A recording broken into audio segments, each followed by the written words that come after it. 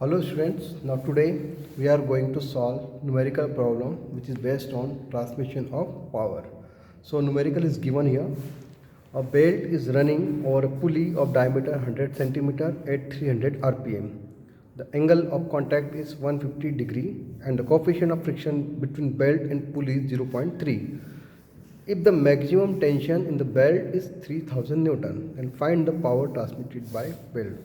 तो स्टूडेंट जैसे कि क्वेश्चन में हमें बताया जा रहा है कि एक बेल्ट है जो पुली पर माउंटेड है, ठीक है, और पुली का जो डायमीटर है वो कितना है 100 सेंटीमीटर है और पुली जो रिवॉल्व कर रही है उसका जो रोटेशन है वो 300 आरपीएम है।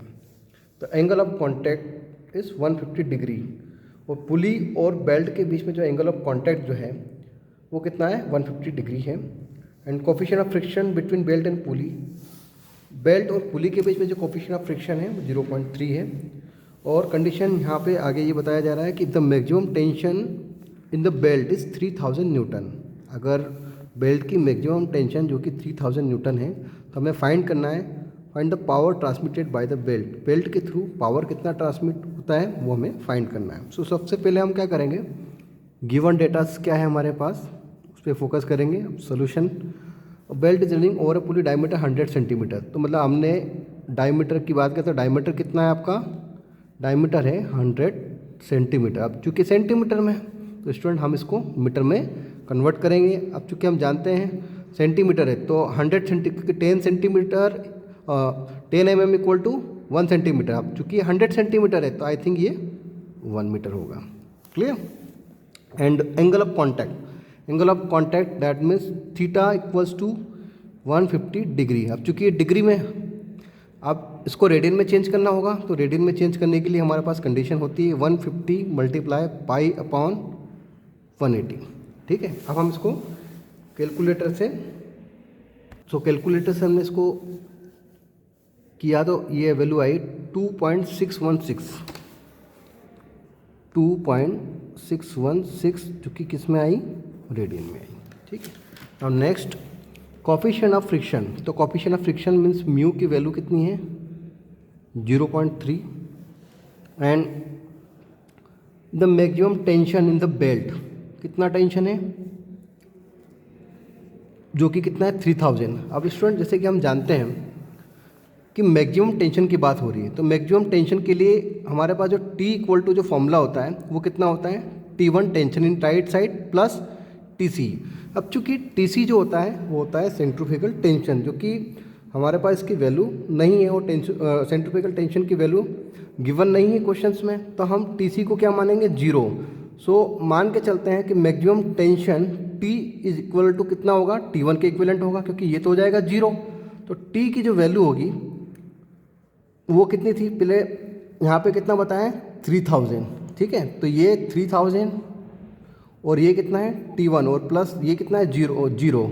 तो आपकी जो T1 tension in tight set कितना हो गया 3000। क्लियर।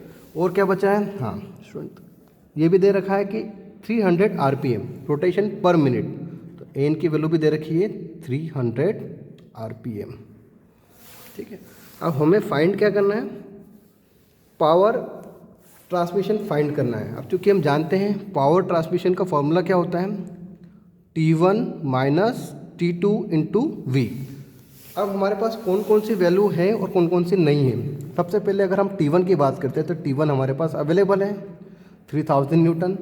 T2 जो कि हमारे पास अननोन है और V हम फाइंड कर सकते हैं। तो V फाइंड करने के लिए हमारे पास फॉर्मूला होता है linear velocity of belt V equals to pi dn upon 60। अब जैसे कि हम जानते हैं स्टूडेंट पाई की वैल्यू कितनी होती है 3.14 और मल्टीप्लाई डायमीटर की बात करते हैं तो डायमीटर कितना दे रखा था 100 सेंटीमीटर, दैट मीन्स 1 मीटर। तो यहाँ पर 1 कर दिया और रिवॉल्यूशन पर मिनट कितना दे रखा है 300, तो हमने 300 कर दिया और अपॉन में 60। अब हम इसको कैलकुलेट करते हैं। सो हमारा आंसर कितना आया 15.70। तो लीनियर वेलोसिटी V 15.70। अब इसकी यूनिट क्या हो जाएगी मीटर पर सेकंड, तो V की वैल्यू भी आ गई। अब हमें T2 जो है ये वैल्यू क्या है हमारे लिए अननोन है, तो अननोन है तो एक रिलेशन स्टूडेंट जैसे कि आप जानते हो टेंशन रेशो हमने क्लास में पढ़ा था लास्ट टाइम। टेंशन रेशो क्या था हमारा? We know that tension ratio T1/T2 equal to e⁻μ theta. ये हमारा रिलेशन था। अब इस रिलेशन की हेल्प से हम जो अननोन वैल्यू T2 है उसको फाइंड कर सकते हैं।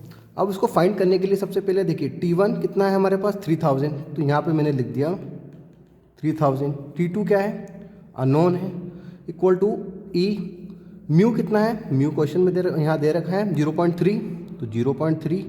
और थीटा की वैल्यू यहाँ पर हमने जो डिग्री में थी इसको रेडियन में कन्वर्ट किया था 2.616। अब इसको कैलकुलेट करते हैं हम। सो ये वैल्यू हमारी कितनी आ गई? 0.784।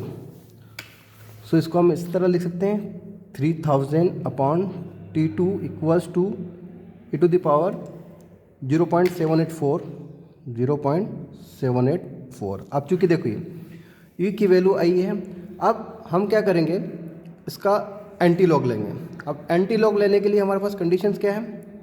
सबसे पहले आप एंटी लॉग लेते हो तो शिफ्ट और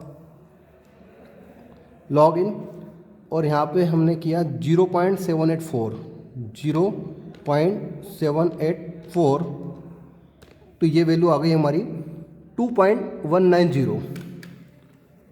सो 3000/T2 इक्वल टू 2.190। अब हम T2 की वैल्यू इजीली फाइंड कर सकते हैं। सो T2 कितना हो जाएगा? T2 इक्वल टू हो जाएगा 3000/2.190।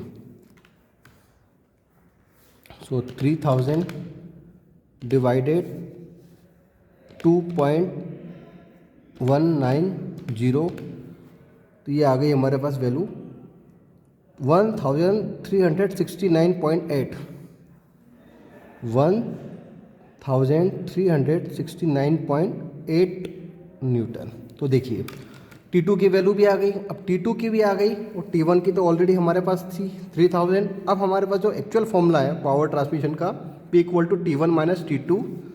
सो अब यहाँ पे हम लिख सकते हैं इसको P इक्वल्स टू T1 का कितना है? T1 का है आपका 3000 माइनस 1369.8 और मल्टीप्लाई V की वैल्यू निकाल चुके हैं हम 15.70। अब हम यहाँ पर P की वैल्यू निकालते हैं 3000 माइनस 1369.8